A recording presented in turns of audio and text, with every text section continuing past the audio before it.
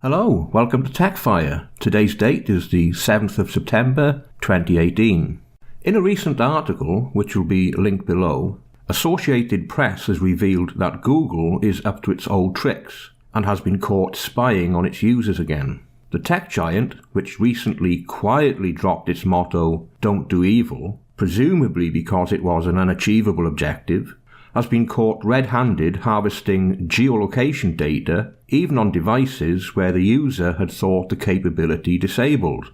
The Associated Press, working with Princeton University researchers, report that Google services on both Android and iOS devices store the user's location irrespective of location data privacy settings. The company was caught after prompting a graduate student to rate a retail store they had recently visited. Google's support page on the subject states, "You can turn off location history at any time. With location history off, the places you go are no longer stored."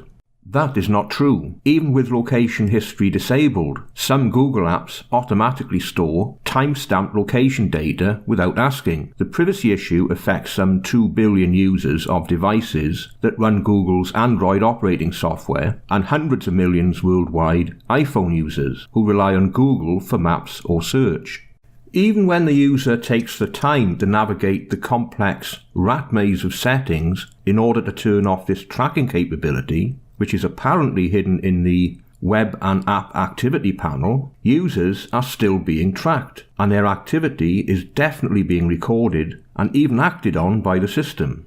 Google says it's been perfectly transparent. The Associated Press's interactive map of its researcher being tracked over a 3-day period demonstrates that they are most definitely not being transparent. Google has been caught lying once again to the user base about privacy issues.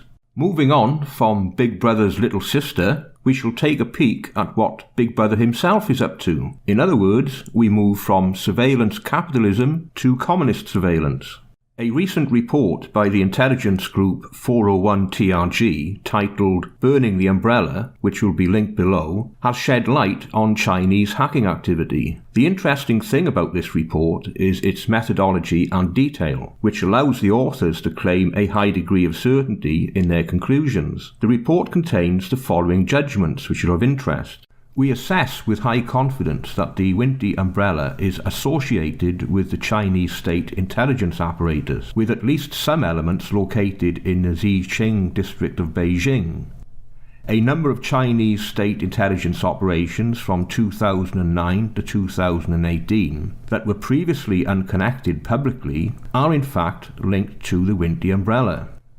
We assess with high confidence that multiple publicly reported threat actors operate with some shared goals and resources as part of the Chinese intelligence apparatus. Initial attack targets are commonly software and gaming organizations in the United States, Japan, South Korea, and China.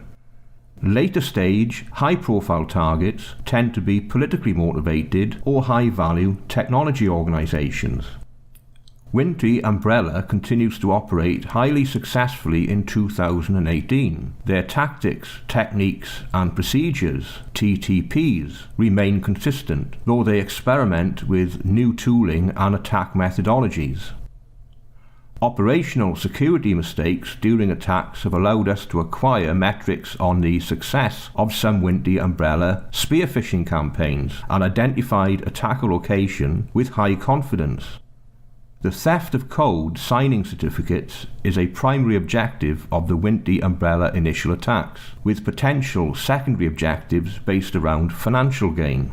It seems that these apparently unrelated hacking groups and their operations are all linked to the Winty umbrella and operate under Chinese state control. This report details previously unknown attacks against organizations and how these attacks are linked to the evolution of the Chinese intelligence apparatus over the past decade. The report leans heavily on traffic analysis based on years of full-fidelity network traffic captures. This detailed work has provided an interesting window on the Chinese intelligence infrastructure as well as its many nefarious activities.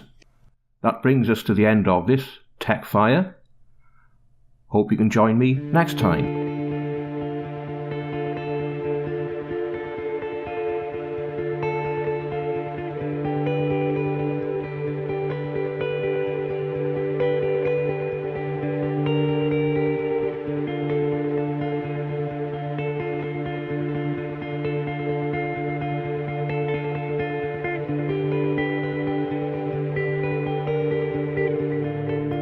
We end our adventure at this point. I hope you found something of interest in this video. If you would like to support my channel, I now have a Patreon page. If you're unable to support my work through Patreon, then you can share, like, or comment. It's all good. Thank you for watching.